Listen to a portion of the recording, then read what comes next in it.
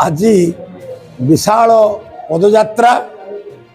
एशियार सर्वबृहत ग्राम वर्तमान एनएसी भुवन में गली कंदी सबू मार्केट आजिकल तो पूरा मार्केट हो गला सबुठी भितरे पूरा व्यापक पदयात्रा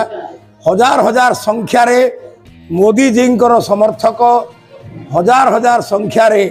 केंद्र मंत्री धर्मेंद्र प्रधान प्रशंसक हजार हजार संख्यार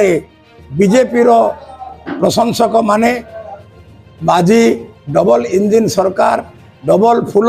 नारा दे भुवनर गली कंदी को प्रकंपित करदेले एवं भारतीय जनता पार्टी सपक्ष संपूर्ण लहर अच्छी बोली आज प्रमाणित है। भारतीय जनता पार्टी तरफ भुवन नगर रे जो शोभा यात्रा चलला वास्तव में एक अविस्मरणीय और ऐतिहासिक यात्रा कहले ठीक हे। अनुमान कर भुवन समस्त वर्गर जनसाधारण भुवन प्रति जो विश्वासघातकता है सम्मान पर आँच सबुटा जो मेडिकल कथा गोष्ठी गोष्ठी कथा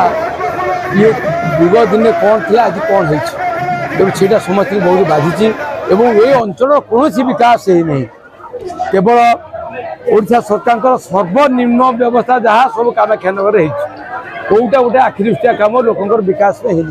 युवक मानक ना महिला मानक ना व्यवसायी ना कृषक मानक कौन सुविधा सुजोग ए निर्वाचन में ना ये बड़ दुखर कथा चिंतार कथा। निश्चिंत भाव में आशा रखुची भारतीय जनता पार्टी आसिले निश्चिंत भाव में ये अंचल विकास हो।